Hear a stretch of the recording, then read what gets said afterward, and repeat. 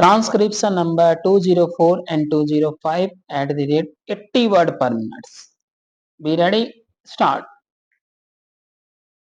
The Industrial Finance Corporation Act was passed in the year 1948 to set up an institution for providing medium and long-term credit to industrial concerns in India. The idea is that in a due to course, the Industrial Finance Corporation would give loans to medium and large sized industrial concerns. Subsequently, the State Financial Corporation Act was passed in 1951 primarily for the help of smaller industrial units. The Industrial Finance Corporation Act was amended in 1949 and 1947. The main amendments effected on the last occasion were to authorize the corporation to guarantee deferred payments in respect of import of capital goods from abroad and to enhance the corporation's borrowing powers. The House would give already noticed the significant improvement during the last year in the overall business of the corporation as revealed in its annual report for the year ended 30 June 1960, which was laid on the table of the House a few weeks ago. I would like particularly to invite the attention of the House to the whole all-time record total loans approved by the corporation. Another good feature is that out of fresh loans approved this time, the share of industries situated in relatively less industrially developed states like Andhra Pradesh, Assam, Delhi, and Rajasthan is quite sizable. The profits of the corporation during the last year have also recorded a substantial increase over that of to augment its reserves appreciably. During the last 3 years, the corporation has paid back to the central government over rupees 25 lakhs on account of the subvention received by it in earlier years for the discharge of its liability to pay a guaranteed dividend. The House may also be aware that for the first time since its inspection, the corporation has secured a foreign exchange credit of $11 million from the Development Loan Fund of the US government for sublending to industrial concerns in India. This will further increase the usefulness of the corporation. The progress already achieved by the corporation is substantial and the role it is expected to play in the coming third plan period would be a significant one. It is therefore desirable to equip the organization at this stage adequately. to serve the interest of industry in a wider field. This bill is largely intended to achieve this object. I now turn to explain briefly some of the amendments before the House.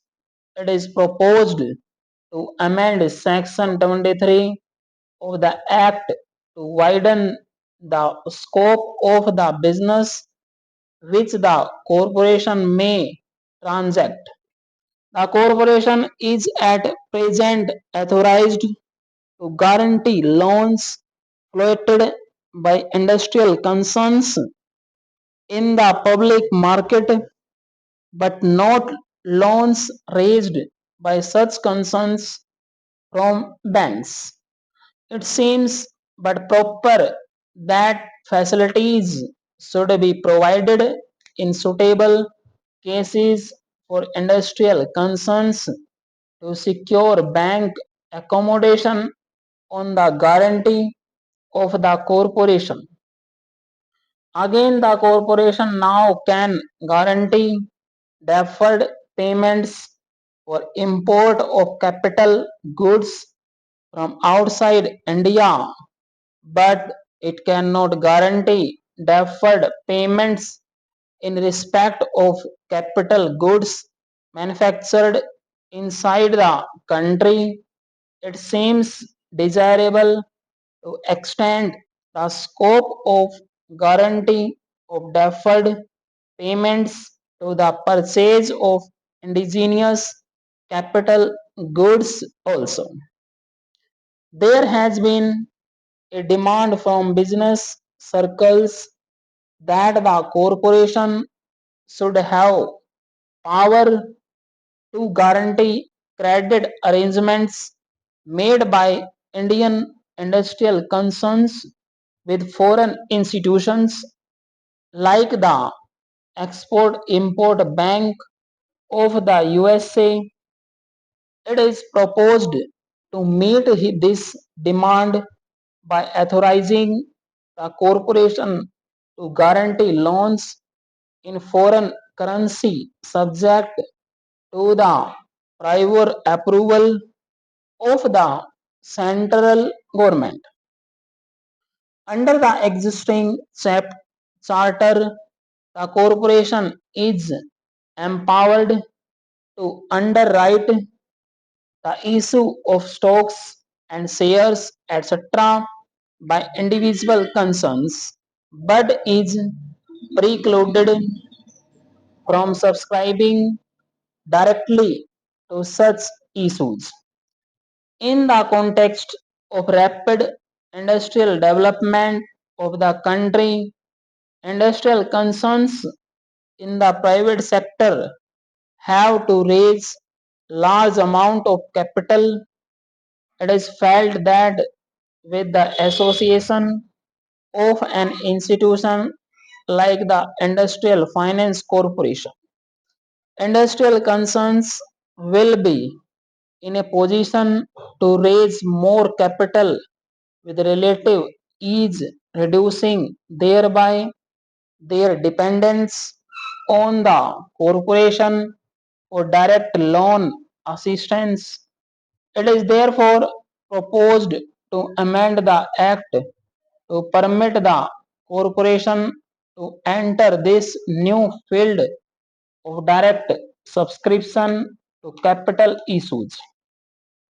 The grant of long-term loans to industrial concerns still continues to be the most important business of the corporation.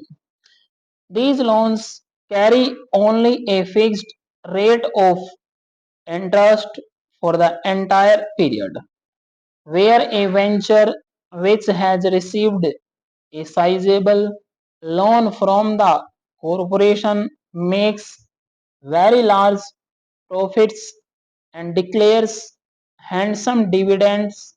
It seems quite reasonable that the corporation can share in the prosperity of the concern. To achieve this purpose, it is proposed to make it permissible for the corporation to, to conclude in suitable cases loan arrangements containing the option to convert loans guaranteed by it into share capital of the loanee concerns. Next para. Mr. Deputy Chairman, sir, this is a quite a sample bill which tries to regularize or rather bring up to date some of the rules regarding licensing, and for that purpose the definitions are sought to be changed.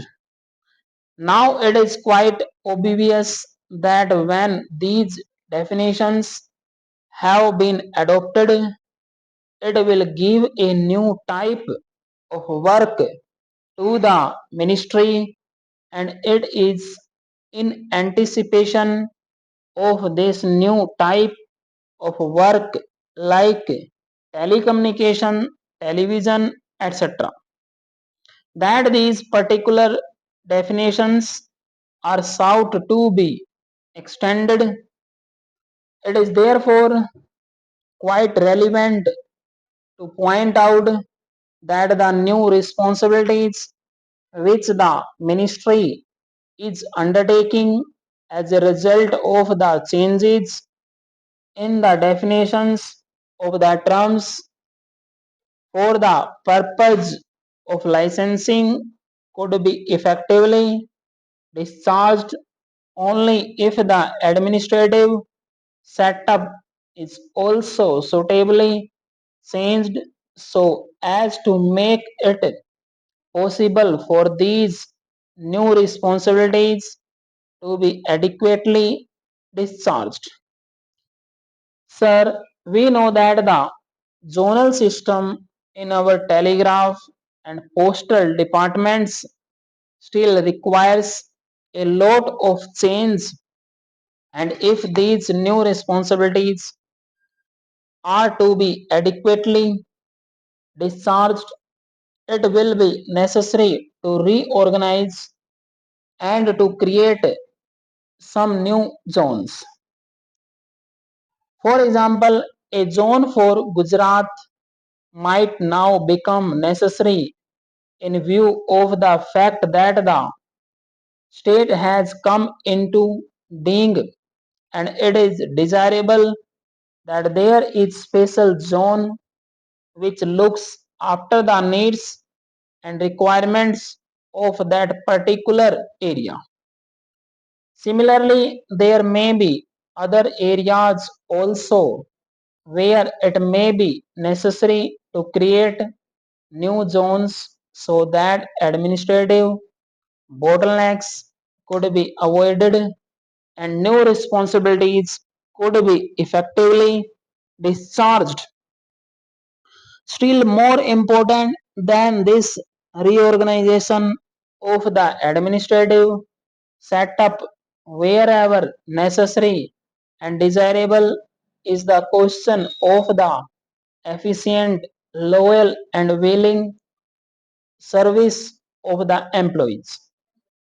And in that connection, I am sorry to state that some of the aftermath of the central government employees strike still continues even in this department, which creates a certain amount of heartburning among the employees, and as has been shown through many examples cited by my honorable friend who spoke before me, there is a general impression that the administration of both the post and the telegraph service is deteriorating.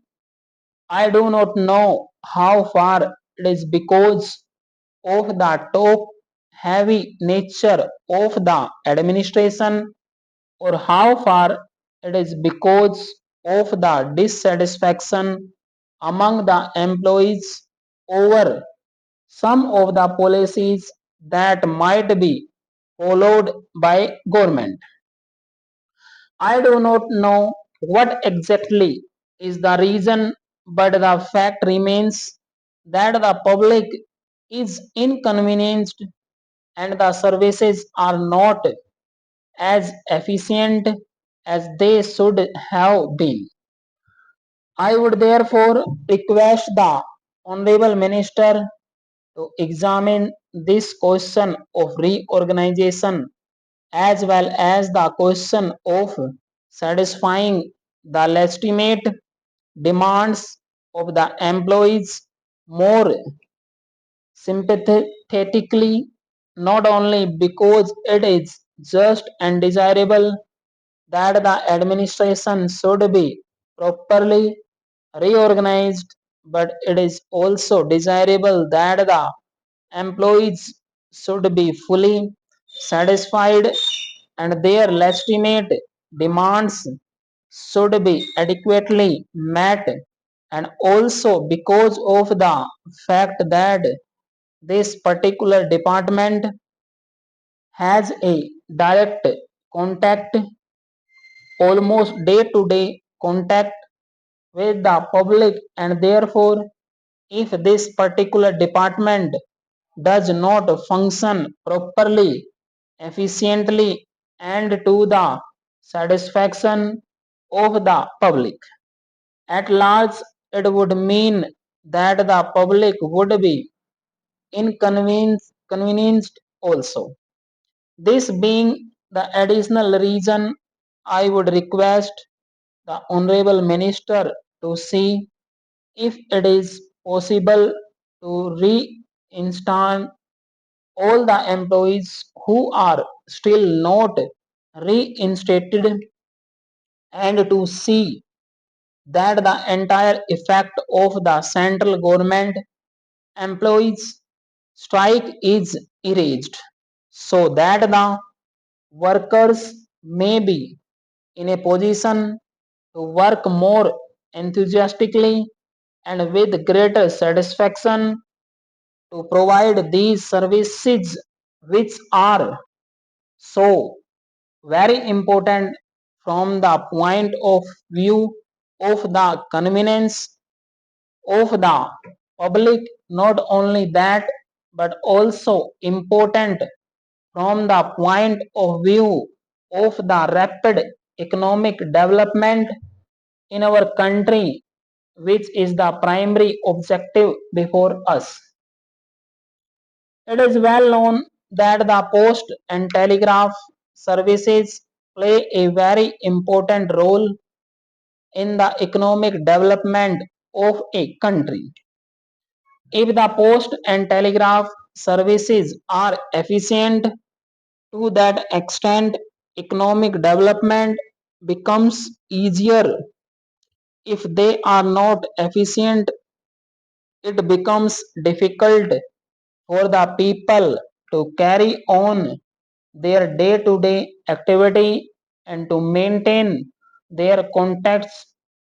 In view of all these various considerations, and especially in view of the fact that with this bill the Honorable Minister is seeking to enlarge some of the functions of the ministry, I would request him to take these various points into consideration and see what he could do in the matter. Mr. Deputy Chairman, sir, I wish to lend my support to this bill. The bill is very simple one, and there is no need for any controversy or exchange of hot words regarding the matter. As you will see from the statement of objects and reasons, this bill is being brought forward because of the fact that it has become necessary to license the possession and working of television apparatus for any purpose whatsoever. Stop.